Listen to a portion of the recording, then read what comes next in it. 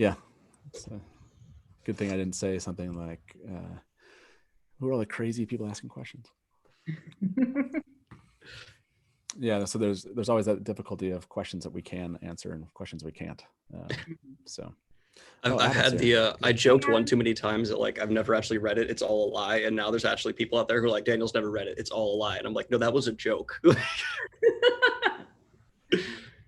What's funny is Jimmy hasn't finished the books, and he's the vice chair of JordanCon. You had to say this while this was live. This is still a thing. I didn't know this was still a thing. Yeah, no, Jimmy has not read any of the books since I think Path of Daggers was the last one he read. I need to mute myself for a second. I am still on the exact same page of Crown of Swords that I was for the past 30 years now. Oh my gosh. Yep. I just tell him what happens. He's fine. All right, I'm gonna put in the chat the YouTube link on the chat, so you should see that now. All right, I can hear that. Yeah. Sorry. Did you guys hear that? No. Okay. Me? Yeah. Sorry. No, I was listening to something in my earphones, and I wanted to make sure no one else could hear it. So cool. I just hear your intimate thoughts. Exactly right. Adam, I don't know, you got here a little bit late, but you're responsible for telling all the facts of the whole. I'm gonna go over to you and be like, okay, so catch us all up. What's happened in the last year to the Wheel of Time when it comes to the to all of the announcements that we've had? Give us a basic overview of where we're at. Do you mind covering that? Yeah. What, right now? Well, no, we'll do that here shortly. We're not. I guess we're live for everyone's Zoom, but we're not live yet. You are now live on YouTube. Oh, fantastic!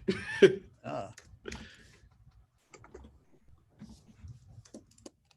happened in the last year? And this is full spoilers, correct? I'd imagine so. Yeah. Okay. Give us a basic overview of where we're at. Do you mind covering that? Yeah. No, I can. I can try and do that. Here shortly. I guess we're live for everyone's Zoom, but we're not live yet. You are now live on YouTube. Oh, fantastic! Can you hear someone on reverb there? Yep. Yeah. Sorry, that was me. So I just okay. So YouTube. reverb is fixed. Okay, great.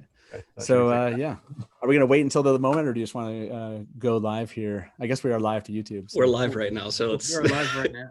You are not official for another 2 minutes. Though. Yeah, we'll give it 2 minutes. Hey, everybody, you're seeing the behind the scenes, in front of the scenes here. It's like you showed up early, like 5 minutes early to a panel, and you saw the panelists just kind of joking around with you. It's literally that experience. Yeah. Yeah.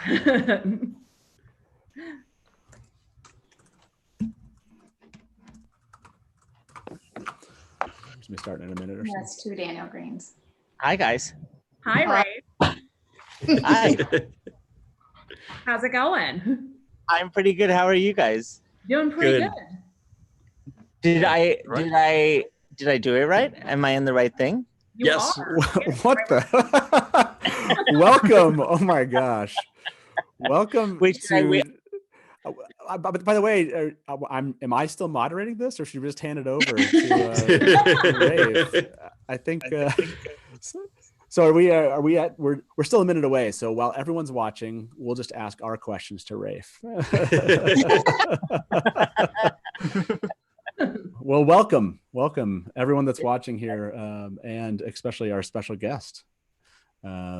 This is sudden, so thank you for being here. No, I just thought I would Zoom bomb you, but don't let me disrupt everything. Oh yeah, yeah. Okay, the guy in charge shows up. It's not going to disrupt nothing. It's fine. Wait, are we broadcasting live to people right now? We are live right now. Yeah. You guys on my screen, so it feels very safe and comfortable, as if it's not. Right. There's no one actually. This is what I always used to tell Brandon. There's no one else here. No one's watching. Let's just talk.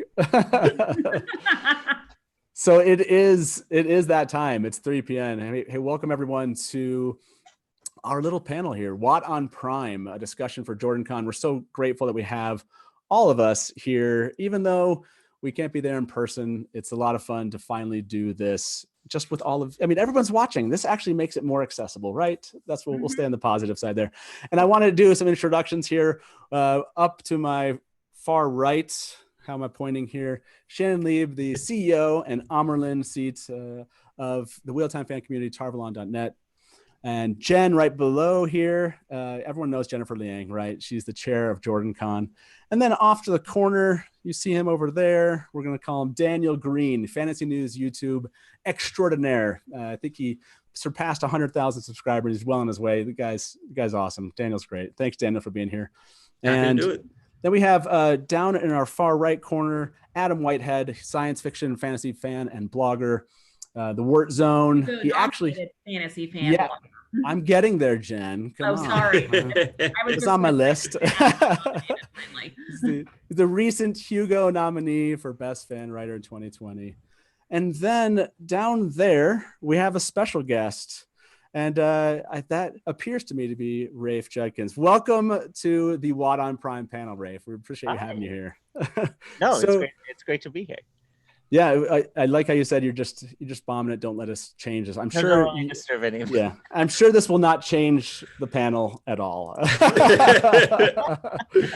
So with this being said, and with Rafe having jumped in, what we were going to do was kind of just have do a basic where have things changed and where they've come in the last year when it comes to the Wheel of Time on Prime series. Now, obviously, Rafe could give us some opinions there, but I thought I'd kick it over to Adam and give us an overview of like what's happened, what's changed over the last year.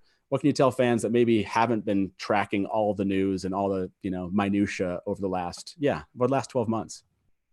Okay. I think we've got someone here who's probably maybe be able to tell us a little bit more, but from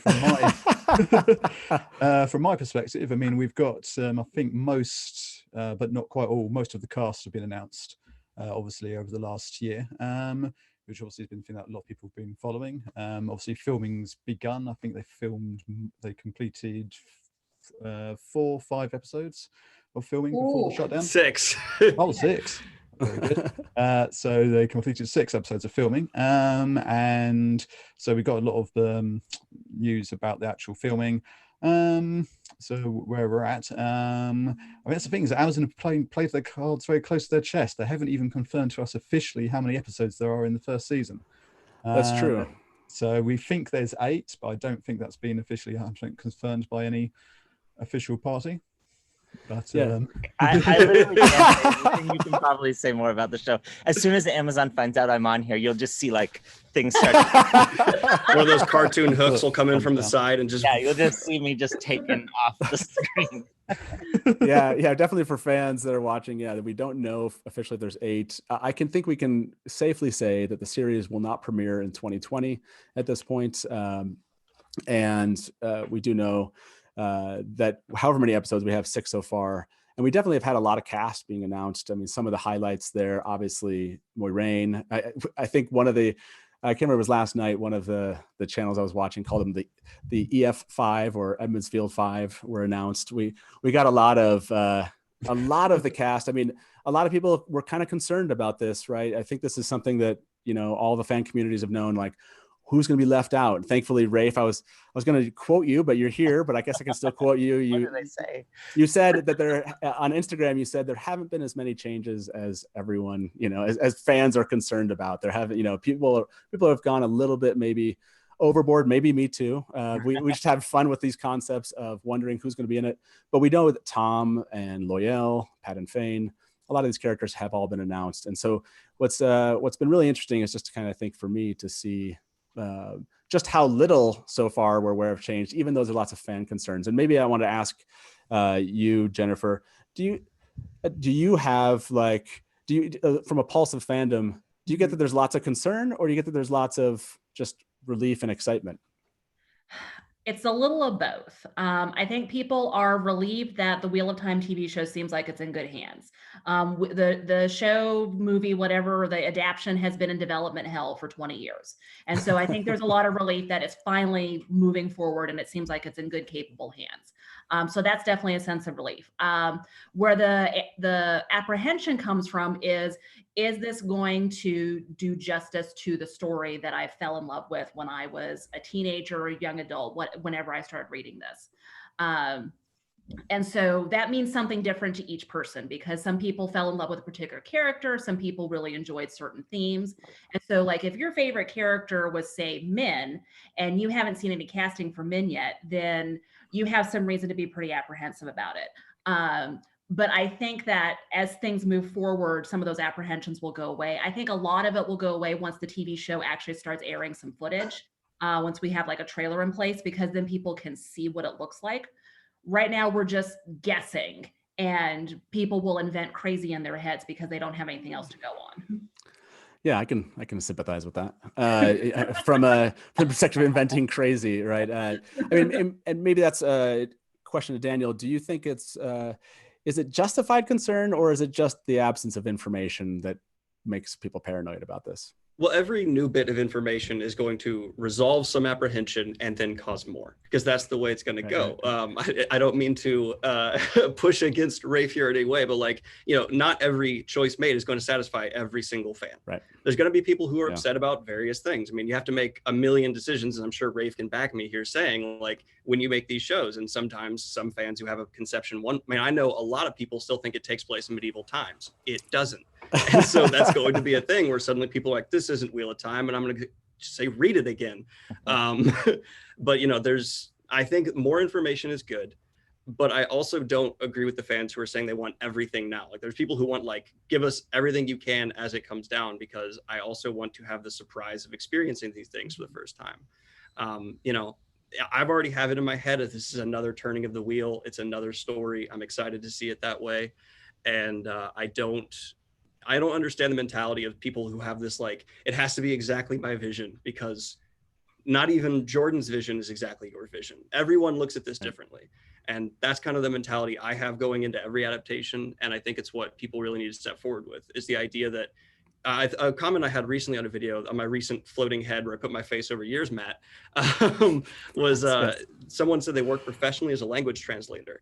And they said adapting to mediums seems a lot like their job, because there's certain phrases that just don't work. You have to find all kinds of bendy, weird ways to really do the best you can to capture the spirit of what you're working with, but you can't directly adapt. And I thought that was really apt, as far as I know. Maybe this person's lying and they're actually like a librarian, but it was an interesting take that I agree with. Yeah, I think you're correct on a lot of that, because when you look at the Wheel of Time, like, there's things that we both love and hate about it, right? Like and I think I can speak safely and say that Rafe is not planning on 14 seasons of the Wheel of Time. I just don't think that's practical. Can we get a confirmation there? Like, but so a lot of those pacing issues that people really complain about with the later books of the Wheel of Time, I think once we start consolidating plot lines and characters and things like that, it'll almost be like a good parts only version of the Wheel of Time. And if that's done really well, I think people will enjoy it. I think too, there's this thing that's like, when you love something and you love a book series, no matter what happens in the adaptation, it can be a negative, because it changes the way suddenly you don't see the people that you loved in your head as those characters anymore. You start to see actors as them. Like, I've experienced that with adaptations before. So I think it is what Daniel was saying about, it being another turning of the wheel, I think is a nice way to think about it, just because no matter what, there will be a disruption of the perception and the relationships that we all had with the books on our own, as it comes, even for me, as it comes to a TV show. And so I think, there's like a bit of loss in that and a bit of gain in that, of starting, it's so exciting to see something come to life and be real, but there is also a loss that you have to acknowledge of, like, what it was in your head. But the great thing is you can always just go back and read the books again. Like, that always exists, that always stays. And I did that after certain adaptations that I didn't like. I would just be like, I'm going to read that book again. How is that? I mean, out of my mind. That question, I mean, you brought that up, that kind of a loss and a gain. Is that your experience kind of personally when you're doing this adaptation? Do you feel that loss in the midst of it? And then you also feel like you're adding something, or you're gaining something from it. Do you feel, is that personal to you, as you go through, like, oh man, I'm suggesting this particular change, whatever it's going to be. Is there a feeling of loss to you? Yeah, there definitely can, because sometimes you just can't, things don't adapt fully and correctly to this new medium. Like you can't just do the books word for word, because even if you did, it wouldn't make any sense. It would be like a narration of something. You know, it doesn't translate across mediums perfectly. And so I always say that like my job is to protect the spine and the heart of what the books are, and make sure that through all the bazillion things that happen because of money and casting and timing and movement and what places we can be in on what days, and you know what a dog can do on a Saturday, like these kind of things actually affect the decisions that you have to make about how the adaptation takes place. And that, you know, if my job is to protect the spine and the heart of what's there, sometimes that is changing things, because sometimes if you did them exactly as they were, a new audience to it wouldn't actually understand the heart of what's there, because a lot of it's expressed inside someone's head, or it's expressed by a character that gets a POV chapter in a way that we can't really do on television. It's those kind of things.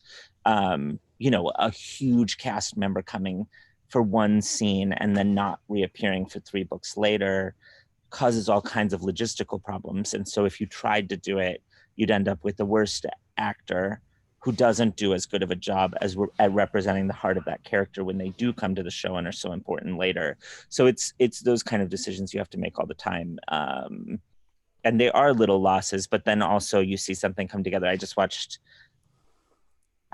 probably can't say what I just watched. There's no one, it's just us 6. We're not going to talk about it. I watched something that was incredible, of like a scene that I had loved in the book, and seeing it all come together and come to life with these actors playing these characters that you remember in this set that's unbelievable. Like those are the special moments of Gang where you go, oh wow, like this is the thing I love, and it's not exactly what's described in the books, but it feels like what's there.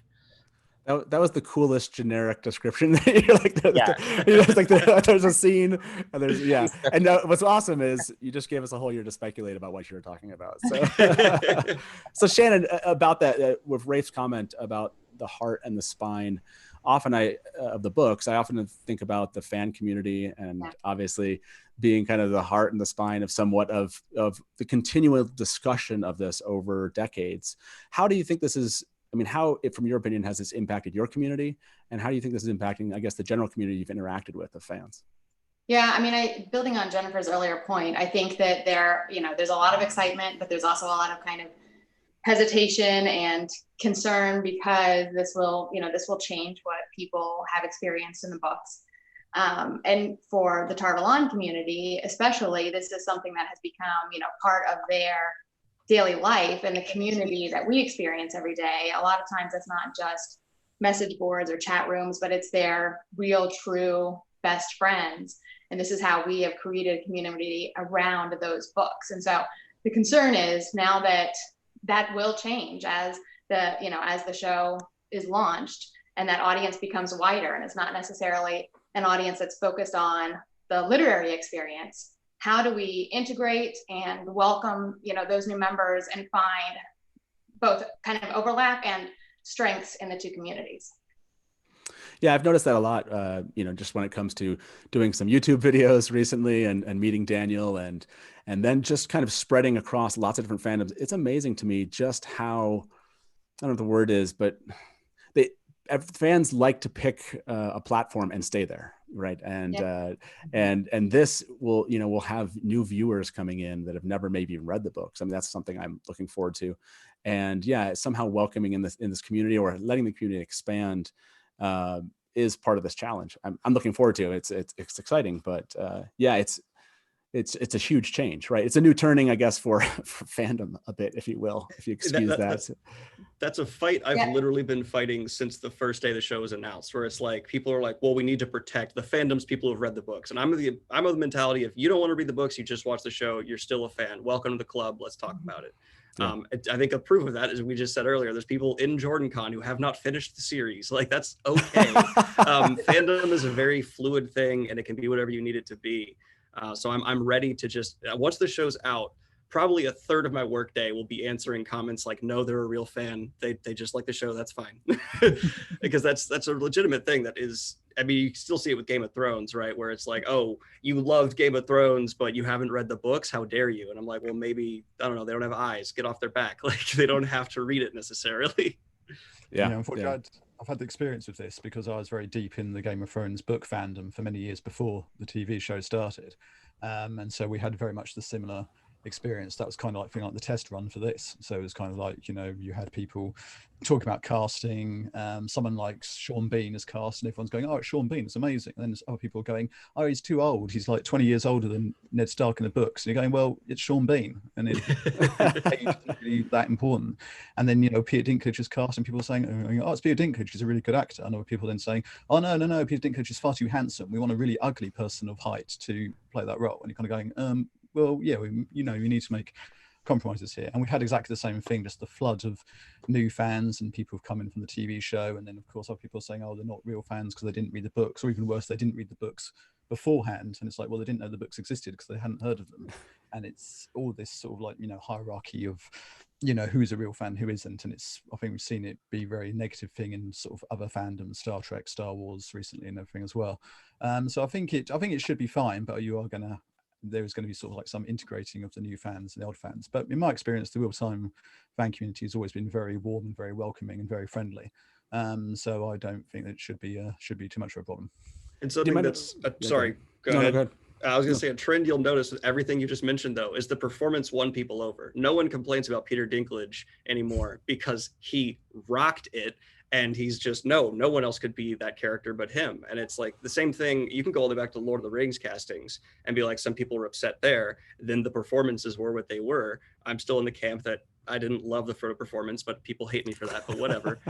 And, in general, we've seen, like, as long as the actor really throws themselves in the role, generally fans are just, after they see it, thrilled to see this character that's been a part of their life for so long brought to the screen. And I've again seen people who hated it at first suddenly claim, I never hated it. I don't know what you're talking about. Yeah, I don't want to capitalize too much on the questions I have. Did any of the four of you have questions for Rafe? I don't know when Amazon might extract him from this call. So is there anything specific that, a question maybe go around? And I guess, I don't know who wants to begin, but I could start with Shannon. Yeah, a question for Rafe here. Whether or not he has to MAFO it, or I guess at this point it's, or WAFO it, Yeah. Or wheel, the wheel weaves. But so, you're on kind of an unplanned hiatus, it sounds like, and able to focus on more of the writing and less of the filming. Mm-hmm. Is there any chance that, kind of this unplanned change in your schedule is going to result in stronger writing and a tighter approach to how you're filming this once you have the opportunity to get back on location? I mean, for me, I always, the first thing I said to the studio and network when we were starting this whole process was that I want to have every script written before we start prep even for the show, just because prep is like what you do for us, for 6 months before you start shooting, of working out what the costumes will be, finding locations. There's so much involved in prep. And so we had all 8 scripts going into prep, which is a huge gift and a bonus. And so the nice thing about this is that we will now have all 8 scripts going into prep for season 2 as well, which will just let us do such a better job with it. And it lets me, focus more on the scripts and the editing that we're doing right now, because we're not shooting. So I'm still working 12 hours a day somehow. And, it can fill unlimited amount of time. So to just have to focus on editing and writing of season 2 during this time is actually good, because I can give more time to all of that and everyone can give more focus to it. That's great. Oh, yeah, that's great. Yeah, that's a great answer. I don't know, Daniel, do you have a question that you wanted to pose to Rafe here? There's always these stories that come out before or after the big epic fantasy series are released, like, oh, they climbed a mountain together and bonded. Has there been anything like that for the cast so far, where you're making them all hit the gym every morning at 5 a.m. so they've gone through that struggle and now they have that chemistry? Is there anything like that going on? They do. All the cast actually do go to one gym in Prague where they see each other all the time. I don't go there because I never go. Same. No, but I think that the Slovenia for us was where we shot a big chunk of a couple episodes. Like, what can I say? And so when we all went there together, it felt like a real bonding experience. Like I had this amazing moment. I'll just say it. Like we were shooting this scene with the girls, with Nynaeve and Egwene, and as we were doing it, like we're at this beautiful, gorge way off in the countryside. And then I'm walking to the bathroom, like, which is a trailer that's so far away from where we're shooting. And as I'm going down the road, I saw what looked like Yosha in the front seat of a car, like just driving on the road, not a part of the crew. And I was like looking at the window, and Yosha plays Rand. And then next to him in the other front seat was Marcus, who plays Perrin. And then I look through the window, and in the back seat, like crouched down on his side, is Barney, who plays Matt, pretending that he's not in the car. And so the three boys had gone behind all of our backs, rented a car, and gone off to get up to no good, like in the countryside, while the girls were filming their scene. And there's something about that moment, for me at least, that just felt like, oh my God, these are those like, this is really, what the show is. And you see that a lot because on any show, the actors that have scenes together like end up becoming close, and the actors who don't have scenes together too, they build a friendship. And it's actually really good for the cast because they spend so much time together when they're shooting or not shooting those things, that they start to develop those relationships with the characters you want them to have relationships with. So it was, I don't know, that was one of those moments for me. That's a great story. And now you've confirmed that Matt, Rand, no, just kidding. They're in the story. You didn't cut them.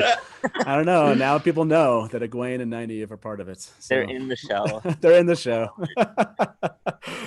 Jen, did you have a question? By the way, I want to point out something. You guys have been extremely good on good behavior with these questions for Rafe. You haven't asked any of these like, so tell me this particular detail.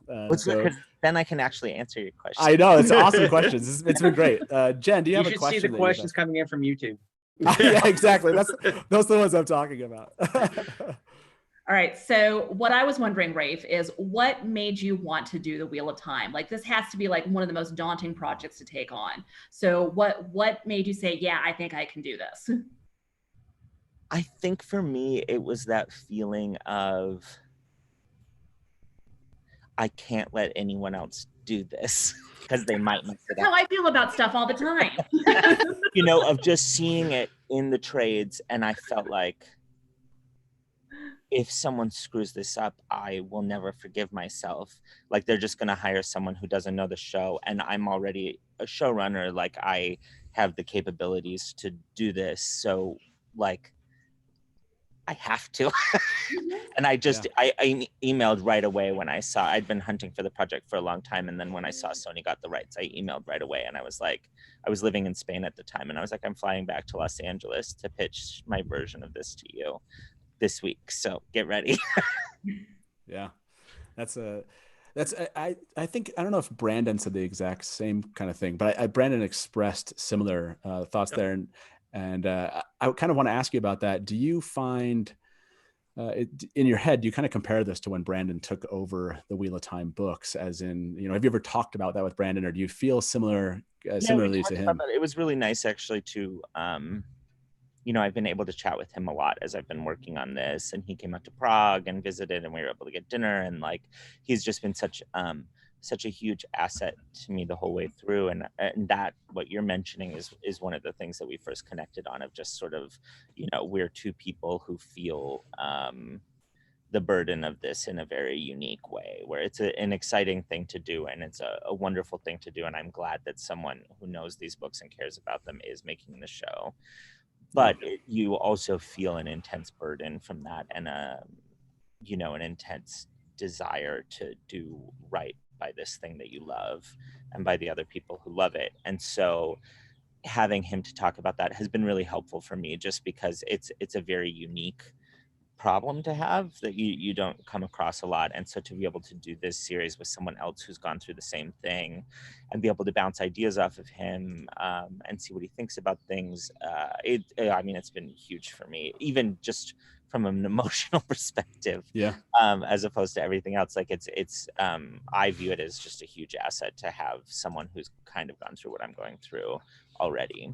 Well, I remember the fans reacting to him, and this idea that this author, this unknown to them, was going to come in and he was going to ruin the books. You know what I mean? There's all these. I remember these same kind of sentiments existing among fandom here. So yeah, it's quite interesting that you would definitely share a kind of a similar, have a similar experience to him. Adam, is there a question that you had that you wanted to ask Rafe? Somehow Adam's become two Adams. Yeah, no, sorry. I had a slight technical problem there in which I couldn't actually hear anything Rafe was saying. Everyone else was okay, but Rafe's answers weren't coming through. Can you hear me now? So yeah, we can hear you, Rafe. Oh, yeah, I can hear you now. Okay, good. Yeah, so I think that's okay. Right, so let's log out and log back in again.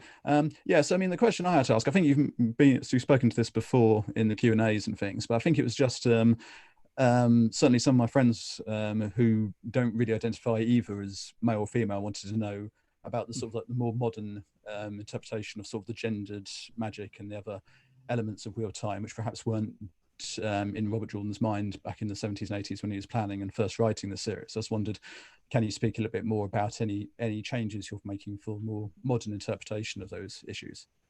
Well, it's interesting. I think the book series is so much about gender. It's not about women or men as much as it is about gender and the balance between things. And I don't know, when you read it, it feels like it's tackling some pretty modern issues of gender, for me, at least when I read it. And so the ones that we're doing on the show, I think are all from the books. Like they're all things that are in there and that you see. I feel like it's not as hard for us as other book series from the past are to adapt because they actually still feel quite modern today.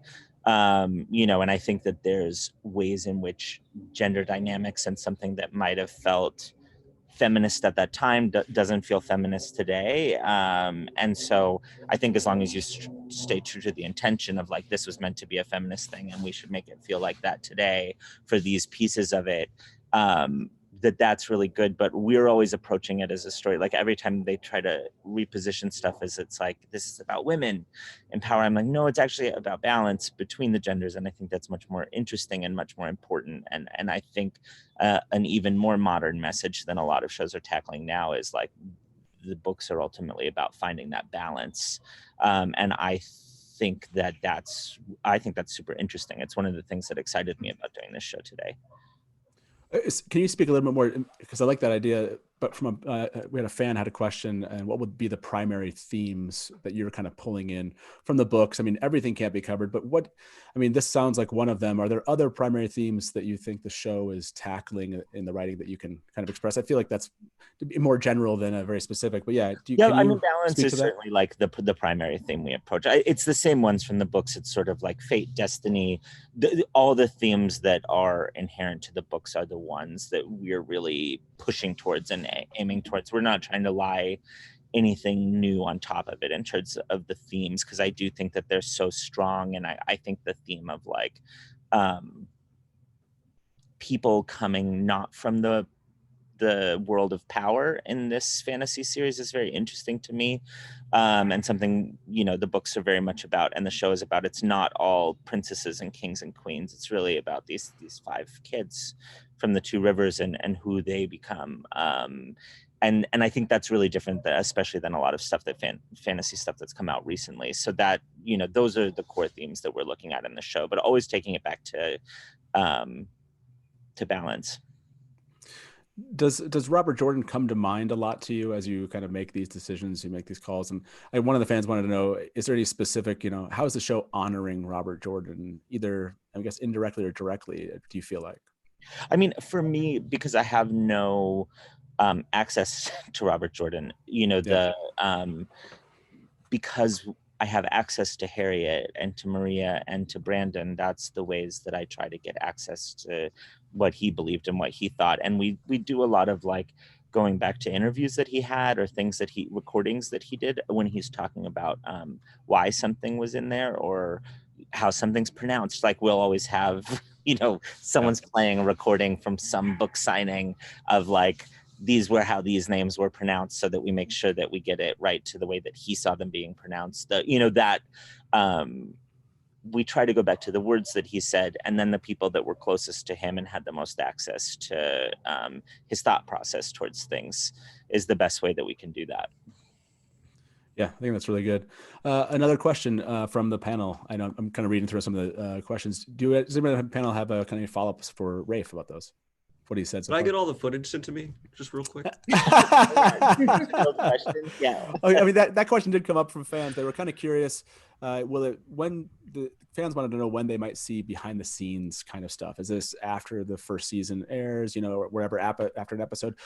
Because I think that's a lot of interest from a lot of the fans that are watching right now, are kind of, they've read the books and have been following this for a long time, and I think there's curiosity of what's happening behind the scenes. Is there something you can tell them there as far as when they might see something like that? Yeah, it's something we've talked about a lot. I kind of feel like it's best to watch behind the scenes stuff after you've seen the scenes. That, I want your first view of Moiraine to be through the lens of a camera, not like off to the side of a camera taking her in, because I think that's more authentically what we're doing. It doesn't mean that we won't have behind the scenes stuff, but you'll be more likely to see like a picture of Moiraine in costume, like as she will be on the show, before you see a behind the scenes featurette of like how we made Moiraine's costume. Yeah. If That makes sense. Yeah, it does. Yeah. And then I should let you guys go so that you also should be free to talk about the show. You don't have to watch your words because I'm here. No, you've been fantastic. Yeah. I was gonna say, is there something that before you go, is there something you'd like to, a message or some word to the fans that you'd like to leave us all with as they're watching? Is there anything you'd like to say to them before you take off? I just really hope that everyone enjoys it. Like, I'm watching it and watching a bunch of episodes in a row this week. I am enjoying it. Like, I'm excited to see what happens in the next episode. I'm excited to see some of these things that come to life. And so, my hope is that people will be able to enjoy it too. And sort of, no matter what, there's going to be changes. There will be things that like make you hate it, and there will be things that make you love it. And I think that that's sort of just the truth of an adaptation of something that you love that much. And so hopefully everyone will find a moment where they're able to like drop out of their head and just see a moment on screen that makes them go, oh my God, that's this book I love come to life. Yeah, that's a great way to leave us. Hey, thank you, Rafe, so much. Okay, thanks, guys. Thank you so much. It's awesome. It's such a great fan community. Like, we talk about it all the time with the actors and on the show and everything, of just the way you guys comport yourselves and deal with things and post about stuff on the internet. Like, there's such a positive feeling in the air amongst the community. And even when you have tough questions and like tough answers to tough questions, like, I think that there is a general like kindness to the approach of this fan community that everyone really appreciates a lot. And sort of you don't see, we always say like 90% of the internet is negative, and I don't think that's true of this community, and so that's a nice thing to see. So passed on from the crew and the actors and everyone, they really appreciate that. Well, thank you. We've worked really hard to try to keep the fandom positive. We have a no jerks policy for everything. So, yeah. Well, thank you so much, Rafe. Thanks so much. Enjoy the weekend. I'm sorry that JordanCon can't be in real life, but it has to be online. But at least we all get access to it, so it's nice. Well, yeah, and this is perfect. If we had done a real JordanCon this weekend, we wouldn't have been able to chat with you. So this is exactly. That's right. A little loss, a little gain, right there. Yeah. So, hey, thank you so much, Rafe. I'll see you soon. Yeah. Bye. Yep. Bye-bye. So that was cool. Wait, so who all knew that was happening and who didn't? I did not know that. Yeah, he was a drop right in there. So I found out a couple hours ago that he was interested, and I was sworn to secrecy. So surprise, everybody! Roughly same. Well, okay. So where do we go from here? You confirmed there's 8 episodes, right? I like how you're like, okay, now let's talk about everything that just got confirmed. So the dog on a Saturday who wasn't doing something. Yes. But yeah, 8 episodes. Master Luhan's dogs. Like he has the hounds that Matt covered with flour. Are we going to get to see that scene? So yeah, he did say 8 episodes, and that's not lost on anyone watching. So I immediately just 8 came through. Yeah. And I will say, I heard this as we're speaking about little things. When I guess the discussion between Nynaeve and Egwene off in a place. Anyways, that one hit me of like, what's that one all about? But I guess we can leave that speculation for another time. So yeah, reactions to that. I mean, Shannon, give me a reaction to. I mean, we just got a lot of interaction with Rafe. What's your overall feeling of what he just said? Yeah, I mean, I think, just looking at it from the community point of view, that one of the reasons why people are, kind of suspending concern and waiting to see how this really turns out is because we do recognize that Rafe is a fan, right?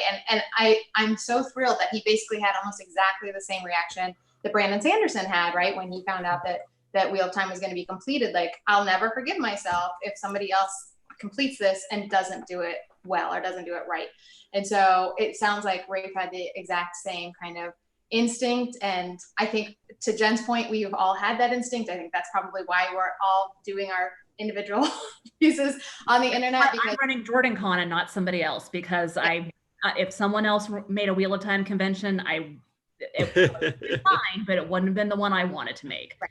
So right. I think that's how we all stay integrated in this community, and why we all prioritize it, because it's so important to us, and it's obviously important to Rafe.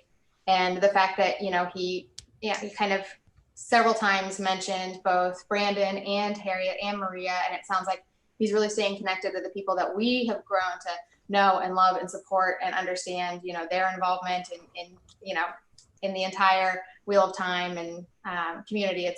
It's heartening. Yeah, I echo that. As far as, when it comes to this idea that going back to that kind of Brandon Sanderson piece, where that he felt like he had to step up and do that. I'm excited about that idea. That it's not just somebody, even someone that they had just picked because they had read the books once, but it is a fan who loves the books and wanted to make sure that in such a huge process, in this huge thing that we're doing, an adaptation with such big players in it, that it's done right and it's done well. So that was really heartening to me. Did you have any, I don't know, Daniel, did you have any reaction to what he said, that you kind of things that stuck out to you? The Talviran boys are acting like the Talviran boys. That sounds good. They're literally going off on a journey together. That's nice. It was just, I don't know, nice to see all around. And now I'm going to not sleep as much tonight speculating in my head based off of little things and inflections and trying to figure stuff out. Yeah, right. Oh man, that's so much fun. It's so much fun that he just dropped in the Taviran, the 3 boys out there playing around. That the camaraderie, I think, comes across in social media. For those of you that aren't watching or following, I recommend, if you kind of want to get a feel for who these actors are, just as people, just go follow their social media accounts. They've been really good about interacting with everybody. It's been a blast. There's some standouts like Priyanka Bose. It does a lot of interaction with fans while they were shooting, and so does Jennifer Cheon Garcia, who's playing Liana. They've been really great with the fans so far. So yeah, is there anything that stuck out to you, Jen, from Rafe's answers there? I thought he was pretty giving and open with what he had to say. Considering like how much he can't talk about, I think he was pretty open with us. And one of the things that I appreciated was how grounded in the books everything that he said was. Like, he definitely understands the series. He understands what makes it special. And he wants to convey that through the series. I kind of joked earlier about we're going to get like a good parts only version of the Wheel of Time. But I think we're going to get that, but it's going to be like really smoothly done and really positive. It's not going to be just like, and here's a favorite scene and here's a favorite scene, kind of like what we got with the last season of Game of Thrones, where it was just like awesome scene with no build between them. I think he's going to like kind of smooth things out and kind of like take out some of those things that are kind of slow and kind of consolidate a few things. But I really think that what he's doing is very positive, and I think it's going to be well received. Mm-hmm. Yeah, for sure. Adam, how did you feel about, was there anything that kind of stuck out to you that that was interesting? Well, fortunately, half his answers I couldn't actually hear because I had a technical problem. So Shoot. I'm gonna have to watch the YouTube playback to actually get to everything you said. But no, I mean, from what I did get from him, it seems that he's very he's taken sort of a very good view, I think, about how you do an adaptation of such a complicated and such a long story, which is that you can't just do it completely sort of like page by page, but also you can't just completely throw everything out and do your own thing with a couple of character names the same.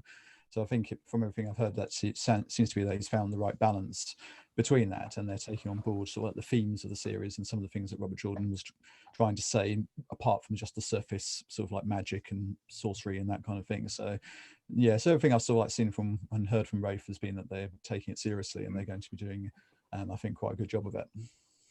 Yeah, I also really liked how he said he wants to take the mentality Robert Jordan had writing when he first came to the series and update it to have that same mentality on these topics now. Because I always find it so interesting when these people say like, oh, you're doing a disservice to what Jordan meant. When I find what his approach is to be way more accurate to what he wanted. Wheel of Time, for the time it was published, was extraordinarily feminist, having basically more women in power than men. So many female protagonists, and Jordan was trying to push that. He said that in interviews. He was trying to have this kind of more progressive approach. And so taking that mentality and putting it into the modern context, that makes sense to me. It seems like it's doing a better service than to maybe do something that would seem outdated or distasteful now. So I get that and I respect that. So I don't agree with the people who are saying you're doing a disservice to Jordan when I find what the evolution of the idea would be a much more respectful approach, especially with them no longer here. Yeah, and I think the way that he was talking about the spine and the heart, right? That really is encouraging as well, right? Because understanding that you've got to keep, that backbone, that story, what makes Wheel of Time a Wheel of Time, but also keep the emotion that is built into the story and keep the tone and, Matt's humor and Perrin's conscientiousness and Rand's, and everybody's soul that is in the book, even if it's not the same quote that they delivered, in the first chapter of the Eye of the Wheel through to, the end of the series. I think that focusing on that spine and heart is a great place to think about how this can be translated. Yeah, I love the whole spine and heart. That's such a great analogy. And I'm sure it's something that he has to hold on to. I think the process itself, I mean, Brandon often expressed some of these same concepts, which was, it's really tough to try to come in. Neither of these people are Robert Jordan, right? And so they have a great respect for him. They have a great respect for the books. And at some level, though, they're also artists. They're also creators, and they have to sit down and write this stuff. They have to sit down and direct it. They have to, corral it into a story that they can put their own heart into, in the sense of it can't just be this sterile, like, you can imagine Brandon, he has to come up with the words. Like, no one's going to give him the words, right? And so I feel like Rafe is saying that, like, at the very, I'm holding on to that aspect. No matter anything else, I want to make sure that the heart and the spine, make it through this. And I think that's encouraging for fans for something this big. I don't know. As far as that heart and spine concept, Jen, and fandom is concerned, how do we, as all of us are kind of part of communities and talking to fans often about the books and conventions and blogs and websites and YouTube channels, whatever it is, is there something we need to change about our approach to embrace more fans, or is it just business as usual for us?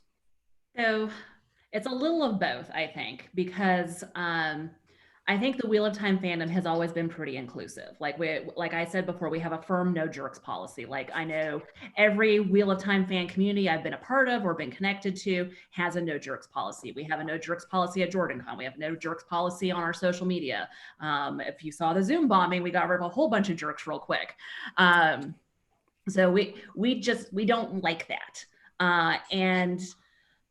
So we're already pretty welcoming and inclusive. I think where we need to kind of change our mindset is there's a lot of people who haven't been interacting with the fan community and don't know about our no jerks policy. And maybe they're going to have some problems when they try to connect with us.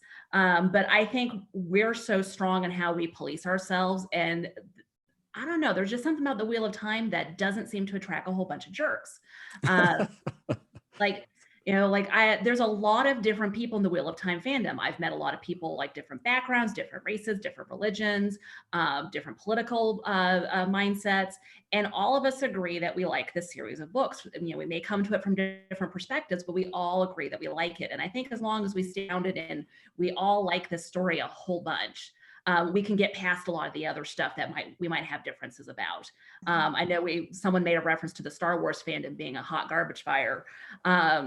It's because they can't agree on what they like about Star Wars. I think we all agree what we like about the Wheel of Time, though. That's interesting. Go ahead. Something I want to add on to that is I think it's important, when you have, I deal with these people a lot because of my job, right? I see these people who just leave the all caps comments frequently. And I found the best approach to not only getting them to calm down, which seems to be a running theme, but also maybe get to understand where the people who maybe are a little more intimate with the series, the people who've read it many times, are coming from when we see these, like, especially the castings. You all know that's super controversial. Matt and I have been talking about this a lot recently, is to just bring up evidence of like, no, there's confirmed Andorran natives who are not white. There's confirmed all kinds of characters across the board, because this is something that is confirmed for the series. They're not breaking canon. And also that's not how genetics work, is how you're approaching it. Like, this is something where I have learned, I first started my YouTube channel, I was still much younger than I am now. I'm still young, but I was much younger than I am now. And I would do the whole dismissive thing. But I found even the more jerkish people who approach with the, the middle finger mentality, if you just start citing evidence, they have a very hard time continuing to behave that way, because there is the evidence in the Wheel of Time that this adaptation is pretty accurate so far. There's a couple things, but in general, they seem to be on track.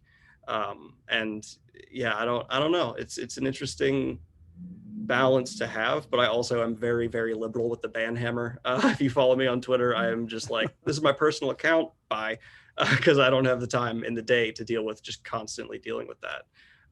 So I find that logic in the Wheel of Time community wins out, which makes me very proud to be a part of the Wheel of Time community. Well, I mean, we're a very literate fandom. Like, I think book fandoms by definition have to be literate. Especially with 15 books at the core of it. We're people who clearly like to read and read deeply and discuss things, and are very detail oriented. And I think it is easy when you're reading something to forget about that you're bringing your own biases into it. When I was doing my undergrad at Georgia State, I'm a teacher, and I took a how to teach reading class, even though I don't actually teach reading. One of the things that we talked about in that class that has always stuck with me is that there's three aspects of a story. There's the author, there's the reader, and then there's what's called the poem. And the poem is what the author and the reader create together, because the reader is bringing their own background to what they're reading and their own connections, and they're gonna find things the author didn't really intend, or maybe they're gonna make connections that the author didn't make when they were writing it. Yeah. And so, go ahead. Thanks. There was an interview, I think, with J.K. Rowling, and someone was asking her about, some of the maybe more fundamentalist readers that were trying to kind of tear down Harry Potter a little bit, and and really kind of being hateful about it. And she had a quote in her reply, something along the lines of, I've really found that reading really any book, but especially something like this, really presents kind of a mirror. And you see the personality, and you kind of see what you want to see and what you're putting into it. And, I think that our fans, especially as Daniel was mentioning with such a epic series that we have, and the commitment that it takes for most of us to get through it, although maybe not everyone at JordanCon, it sounds like, you have to be committed and love this. And so as the TV show, and it sounds like the 8 episodes of season 1 and the 8 episodes of season 2 at least, get rolling, that commitment might not be the same, but the experience and the love of the characters and the story and the brain and the heart and the spine hopefully will bring us together. Yeah. So you also heard him say 8 episodes of season 2, huh? Yes. Sorry, I had to cut in there. So Adam, are you also seeing the same kind of resurgence of fandom, but also maybe some in other words, are you sharing the same in the kind of the blog circles? Are you having these same experiences that we're all talking about here with the show coming in and now fans kind of expressing concern, if you will? Well, definitely.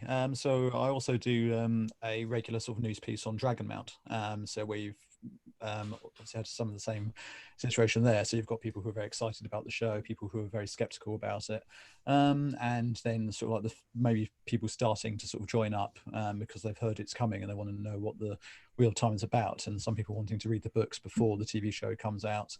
And it's quite interesting because I think that the Wheel of Time fandom did become quieter after the last book came out in 2013. So I think just by the nature of the story no longer, theorizing about how the story is going to end was no longer a thing. So I think that the fandom, although it's remained active, has been at a lower ebb.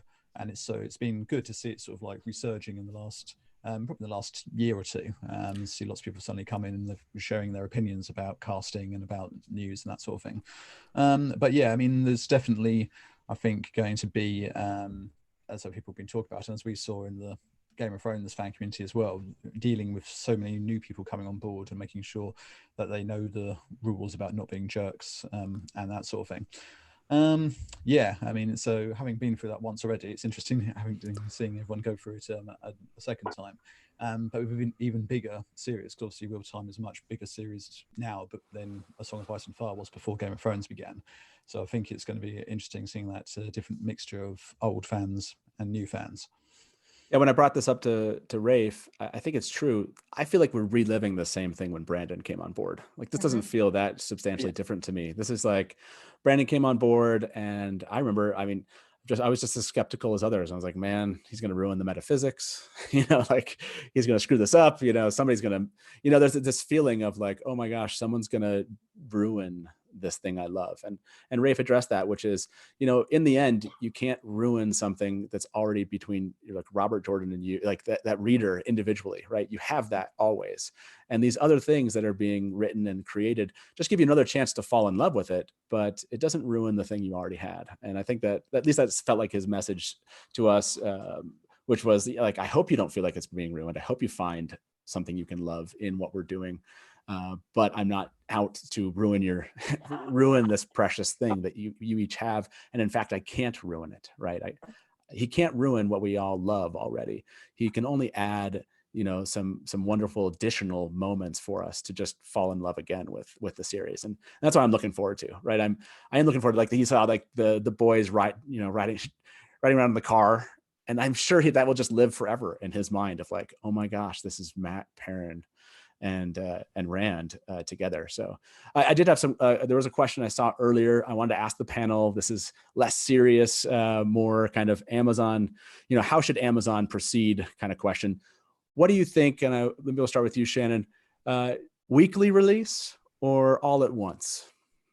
This is one of those things where I am just not educated enough to give advice. You know what I mean? Like it's one of my favorite West Wing quotes, you got to trust the guy in the room. And I trust Rafe, and I, in this case, am trusting Amazon. And I think that they will do what's hopefully best for the series because it's in their best interest to do that. And so I think I'm just going to trust them to make the right decision. I like that aspect because I think, as somebody said to me, like Amazon has all of your purchase history and your all sorts of history on you. So they're going to make probably the most analytically right decision, and maybe not for you individually, but they have your data. Adam, do you have a preference on this, or do you feel like there's a right way to go between this, whether it's weekly or it's all at once? It's a difficult one. I mean, my personal feeling is that the whole Netflix model of releasing the entire season in one go kind of worked, I think, really, really well when they were the only people doing it, and they were doing it like a few times a year. And I think now that them and Amazon and a few other people are now releasing all seasons in one go, like every single week of the year, it's sort of creating a situation where shows are just kind of like getting lost in the mix. So where you have a situation where a show comes out, I think they're even saying about Stranger Things, like when the last season of Stranger Things came out, everyone was talking about Stranger Things for like 5 days, and then it just sort of like stopped. Everyone had seen it, everyone had caught up, they'd had their discussion and moved on. Whilst Game of Thrones last season released weekly, so everyone was talking about it for those 6 weeks, and then even more since then, because it just dominates the conversation. And I think Disney found the same thing with The Mandalorian, that when that was coming out, they got so much more engagement from it being released week by week, and everyone was talking about it. And then just as the discussion of the last episode is dying down, it suddenly ramps up again for the next episode. So, I mean, my feeling is that if you want to get more people talking about your show, more people getting excited about it, probably weekly release is probably better. But then again, obviously Netflix just had a huge hit with The Witcher, which was a big fantasy show, and they released all that in one go, and that was very popular and that worked for them. So it's very difficult to say. My personal preference, I think, would be for a weekly release if we want to get people really talking about the Wheel of Time for weeks on end. But from a commercial point of view, I think I'm Can I hopeful. chime in on that? Yeah, go for it. One, I just realized what your shirt is. I love your shirt, Adam. Fantastic. Yeah, and two, as a reviewer, binging The Witcher when it came out and having to stay up till 4 a.m. sucked. So can we please do weekly? It hurt to watch for 8 hours straight from my angle. Don't make me do it all at once. And also, if we do it weekly, that way there's less waiting time between when we stop watching, we finish, and then release of the next season. And I just realized during this sit down how I'm gonna have to experience that. We're all gonna have to experience the wait between seasons. And that's just hitting home right now, and it hurts a little bit. I mean, my 20s all over again. I was like, yes, everyone should feel this pain. I wonder too, though, if kind of watching habits are going to substantially change post-pandemic, right? I mean, I feel like all of our viewing habits have modified in some way. I have an episode paused on the TV right over there. And so is that going to substantially change how we watch things? And potentially, if there are ongoing effects from COVID-19 or, COVID-20, then is there going to be some impact on how they release because of that? Oh, I hadn't even gone there. Yeah, that's a great question. Coming in with the 4D thought, like, oh man. Yeah, well, I think it's too early to really know what effect COVID-19 is going to have on society. I think we're going to have a big effect. I think the only effect we can safely predict at this point is a rise in xenophobia. I think that's going to be a problem, but that's been a problem for a while now. I think it's just going to make it worse. Yeah, I think we're going to be less likely to want to go out. I think there's going to be a rise in how we consume our media. I don't know what JordanCon next year will look like. We were expecting to hit 1,000 members for our convention this year. And I don't know if that's going to happen next year, because I don't know if people are going to want to come or not. We can provide such a deep experience online. Is it worth it to hold in-person events anymore? And that's something we're going to have to decide as a society in the next 12 months, because I got a convention to run. But yeah, we're looking at what school looks like. Like I mentioned before that I'm a school teacher. We are teaching our classes online right now. And it is like being a first-year teacher all over again. It's hugely painful. I'm making a lot of mistakes that I have not made in a long time. I gave a lesson this week that I thought was awesome, and it just was a big flop. And so I think there's a lot of things that we know about the world before COVID that are no longer going to be true going forward. And I think past data is not going to be a good prediction of what's going to happen next. Wow. Yeah, those are all good questions, which is, how does this, like you said, affect then the release schedule, and whether and how they go about filming, how does this affect future filming productions across the world? Filming. Yeah. Those are all good questions, and way to take us to a sad place, Jen. Well, thank you very much. How about we, I know we're running up to what was going to be kind of an hour-long thing here. I did have one kind of fun in-book question when it comes to doing a little fun how would I adapt it moment. Someone asked this question. I think it's a really decent question.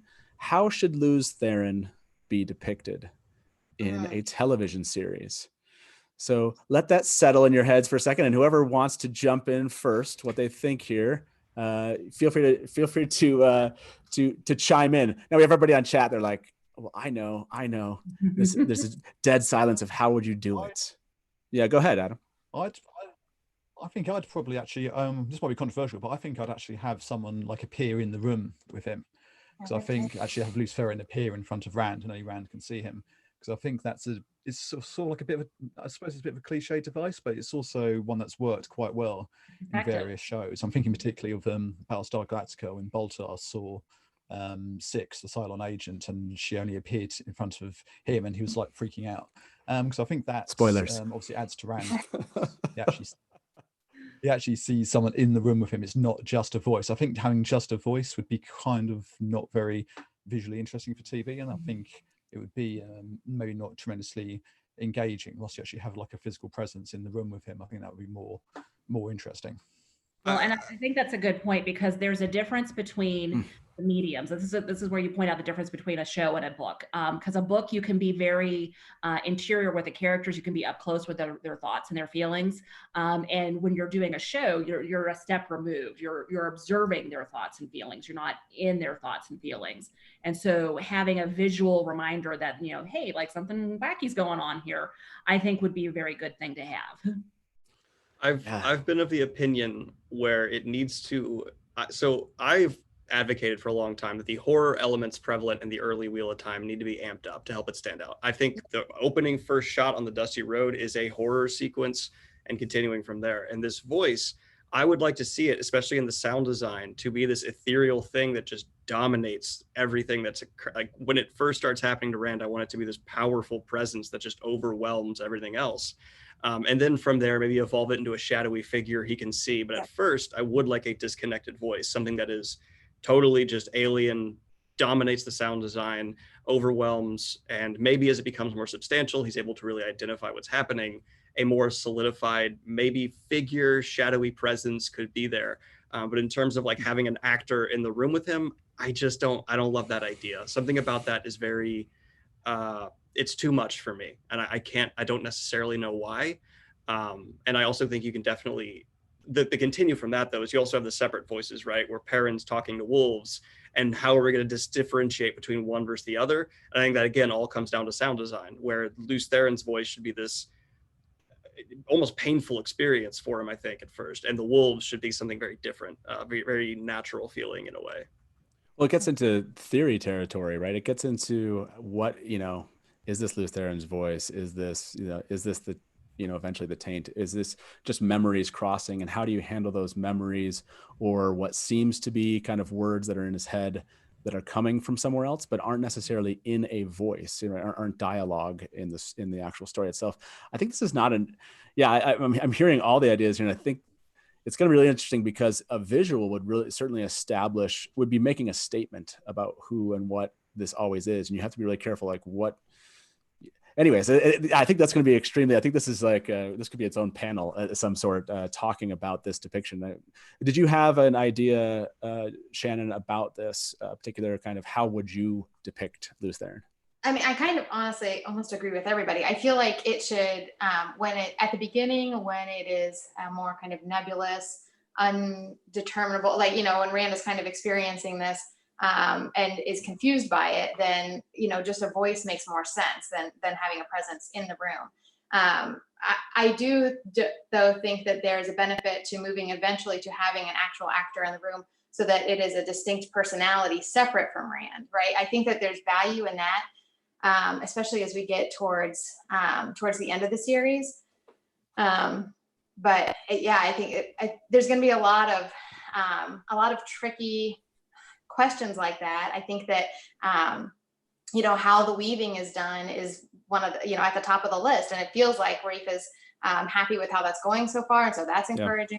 Yeah. But with, the voices of the wolves or Min's visions or whatever it is, like, how are we seeing this through different characters' eyes? It's going to be interesting to see how they solve it. So for Min's vision, hear me out. Clip art. No. the little clip. Yeah. This person looks like they're the chosen one. No, that's I think those were all that. This particular question I don't think has been answered really well, and maybe Rafe can jump back in right now. No, he can bomb the Zoom just for a second. Yeah, the question of Luz Theron is a huge one, because again, it has lots of implications of how they do this and what it's going to mean to the viewer as compared to what it means in the books. And yeah, I don't envy him this challenge, you know, and this goes back to his statement, which is he was excited about this challenge, right? And we might all be kind of armchair adapters, you know, and like, well, I would do this and I would do this, but he has to own all of this, right? And so when you get into this adaptation showrunner kind of thing, it's not for the faint of heart, right? Because I would love to just be part of maybe the metaphysics. And okay, just give me this little piece of no, but he's taking it all. And so there is hopefully he feels some support from fandom at this point, which is, you know, I think at least all of us would say good luck, and we can't wait for this to actually be seen on screen. I want to thank all 4 of you for coming and being part of the panel. Hopefully all the fans that are watching, you know, hopefully you know Tarvalon.net. If you don't, go check it out. Hopefully you're following Daniel here on his YouTube channel. If you're not, does amazing fantasy news channels. Adam does awesome articles for Dragonmount, but he has the WoT Zone. You know, go check those things out. And of course, Jen, JordanCon. This is why we're here. Thank you so much, Jen, for owning JordanCon. I like being owned by JordanCon. We really appreciate it. This has been a lot of fun. And for those out here, I'm sorry if we didn't get to your question. There'll be plenty of time to do more questions later, but hopefully everyone enjoyed Rafe being with us. Is there anyone here before we kind of end this that wants to make any final statements, final comments to either the panel or the fans? I just want to really quick plug our charity event that's coming up next on jordancon.org. Some of you know that JordanCon is a 501c4 charitable organization, and our purpose is to raise money for the Mayo Clinic, which is where Robert Jordan received treatment for amyloidosis. And so we have a charity D&D game coming up with some celebrity authors who are going to be playing live. And you can purchase items for them to use in game. So you can purchase them before the game, and you can also purchase them during the game, kind of like sponsoring in the Hunger Games is kind of the thing we're going for here. And we are trying to see how much money we can raise for the Mayo Clinic this weekend. So generally people are pretty generous at JordanCon. So we're hoping that we can raise a lot of money for the Mayo this weekend. Yeah, let's break out our wallets, everyone. Everyone's watching, you know, just I'll go drop $10 in. Everybody else, for those of you who can, you know, people for money. But if you are in a position where you can, this is a good and worthy organization to donate to. The JordanCon board of directors, usually we donate strictly to the Amyloidosis Research Fund, but the board of directors gave us permission this year to donate to their general fund. And so the money you're donating can go to anything the Mayo is working on, and I'm sure they're prioritizing COVID-19 right now. So if you can help, that'd be a wonderful thing for you to do. Yeah, please do, everybody. Is there anybody else, panel, wanted to make any last final comments? Stick around for, like Jen said, for more JordanCon events. Go check out the website for them.